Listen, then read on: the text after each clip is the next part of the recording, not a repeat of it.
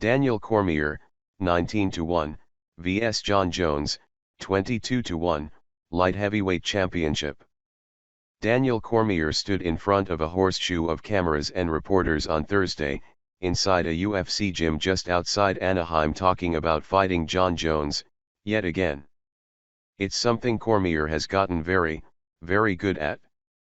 At any given time, Cormier can perfectly articulate just about anything you'd ever want to ask him about Jones.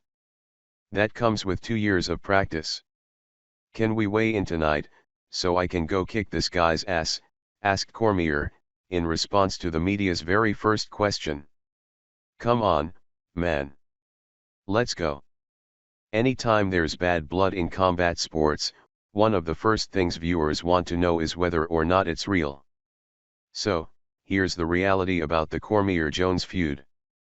Their personalities genuinely clash. They were never going to be friends. As the story goes, it all started in 2010, in Anaheim, coincidentally, when Jones, a 24-year-old champion at the time, told Cormier, a former Olympic wrestler, he could take him down.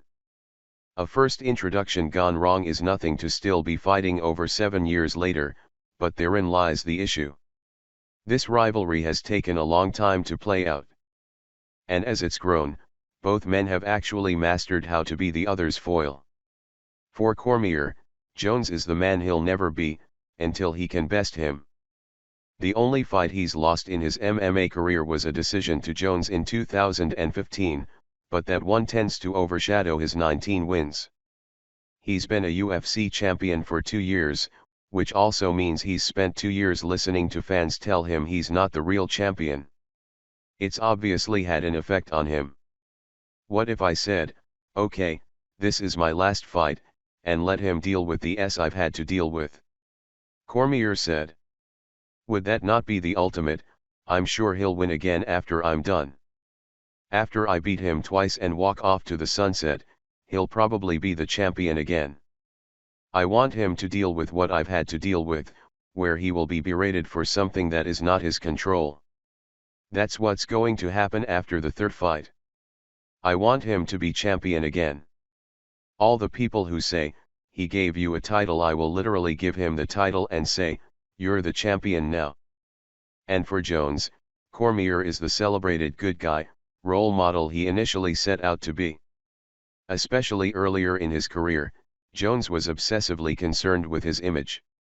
He remains so today. Cormier knew this about Jones and exploited it. He's a regular commentator for the UFC and one of the best fighters on the roster at capitalizing on media opportunities. He's accused Jones of using performance-enhancing drugs over the past year and kept Jones' character flaws in headlines even when it seemed most media had moved on from that part of the story. During a conference call earlier this week, Jones was noticeably wordy. He made a concerted effort to defend himself against Cormier's words, particularly the steroid accusations. "I just feel like I've got a lot to say," Jones told ESPN after the call. "I've been on the sidelines for so long. I've watched Daniel Cormier have a platform to paint a picture of me that isn't necessarily true. I think he's tried to paint me as a monster. My platform to respond has really only been social media."